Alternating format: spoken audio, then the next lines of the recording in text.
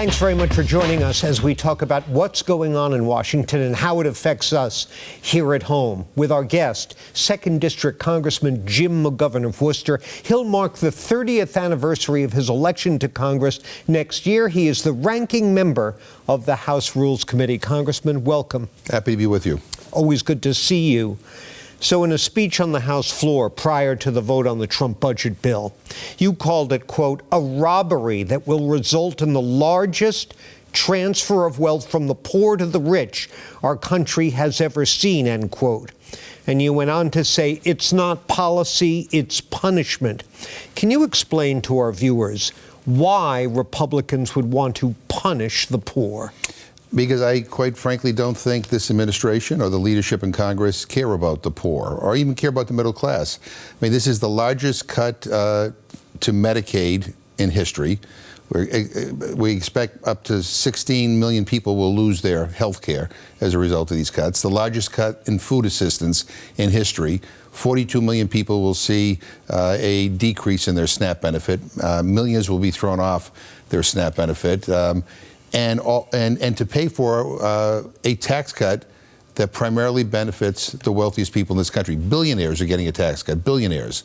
I don't know why a billionaire needs a tax cut, but I do know why people need their health care. Well, you know me, I hate to sound cynical, but could it be that this is smart politics by the Republicans, that a large, potent political base, animated by grievance or whatever, wants to see poor people punished, wants to see immigrants detained and so forth? Well, you know, a large part of the groups that voted for Trump are going to be adversely impacted by these cuts.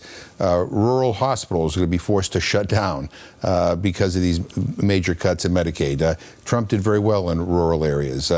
You know, there are people who are on SNAP. There are veterans who are going to lose their food assistance as a result of these cuts. You know, people are going to start to realize that Donald Trump is not the savior of the middle class or those struggling to get in the middle class. His heart and soul are with the people who hang around at Mar-a-Lago, the richest people on the planet. We have mentioned SNAP, the Supplemental Nutrition Assistance Program, a couple of times here. Over 1 million people in Massachusetts rely on SNAP to feed themselves and their families. The next election's a long way away. Right. What's going to happen to them? What, if anything, can you do to blunt the impact of this on them? Yeah, well, we're going to try to see whether we can reverse some of this stuff, obviously. I don't know whether we'll be able to do it. That's why this next election matters. But in this big, ugly bill that Trump passed, it requires states to assume more of the financial burden of SNAP. So if we're not going to cut benefits for people, it will mean that states like Massachusetts, in fact, every state in this country will have to pick up a bigger share. In the case of Massachusetts, it may be hundreds of millions of dollars more that the state's going to have to come up with every year. Pennsylvania, where the chairman of the Agriculture Committee lives, $1 billion a year. Some states may opt out of SNAP, and so we'll see hunger rise in this country. Again, this is about food. The average SNAP benefit, by the way, is about $2 per person per meal. That's it. And they want to cut that to pay for a tax cut for Elon Musk? Give me a break. Well, we have to take a break, but where are we going to get that money here in Massachusetts? We already slapped a surtax on the millionaires. Well, that's the point, right? I mean, states are not going to have easy access to that kind of money so that benefits won't be cut. My worry is that benefits will be cut. We'll see an increase in hunger, and we'll see an increase in all the costs associated with hunger. You know, kids not learning in school, more visits to the emergency room by senior citizens taking their medication on an empty stomach, workers not as productive in the workplace. Again, we're the richest country in the history of the world. Nobody should be hungry in the United States of America. A congressman, after the budget bill passed, your colleague Richie Neal said, quote, Republicans sealed their fate today.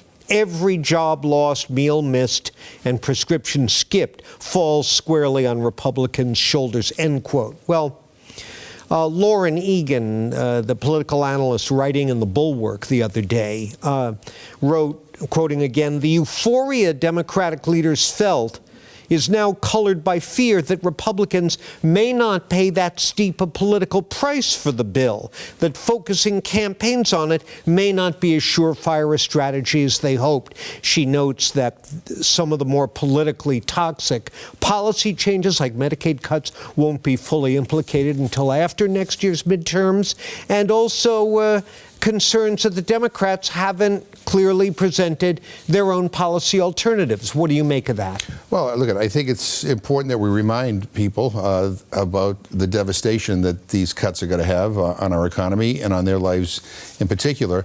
But you can't win elections by just being against things. You have to be for things. And I think Democrats have to focus in on issues of affordability, because life is still hard for a lot of people, not just those who are struggling in poverty, but for the middle class. I mean, food prices are still too high. I mean, the cost of living is still too high. And with Trump's tariffs, it might even get worse. We have to offer solutions that are realistic, that people believe can actually happen if we win an election, as a way to counter that. Didn't Kamala Harris do that? Well, she did. Unfortunately, she didn't have a lot of time to do it. I think in retrospect, it would have been better, had we had a primary. I think if Kamala had emerged, she would have had more time to be able to get a positive message out. But again, elections are not just won by being against things. You have to be for things as well. I don't think I've had a chance to talk with you on the air, at least, since the book about former President Biden came out. There have been other books, all this information about the decision making and how it was going on. Did that anger you?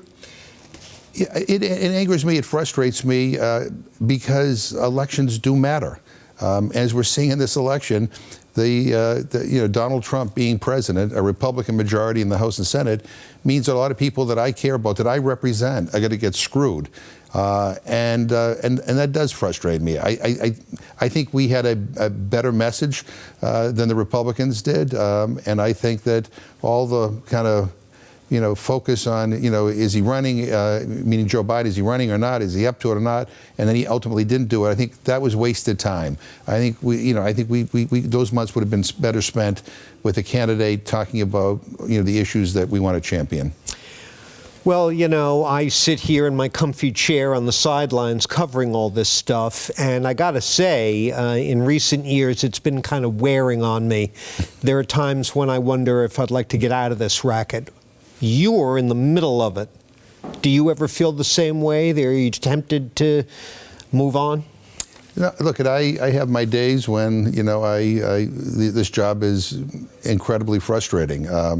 But I feel a responsibility, and I feel an incredible sense of kind of purpose fighting for the things that I champion in Washington. Look, I love my district. I love the people I represent. I'm proud of my record. I want this country to be better. And, and while we might not be able to change the past, we can sure as hell help shape the future. And that's what I try to do every single day. So, I'm frustrated, but I don't feel helpless, and I don't feel hopeless, and I still have a lot of fight in me. Sounds like you're running again next year. That's my intention. Congressman, thanks. It's always good to see you. Great to be with you.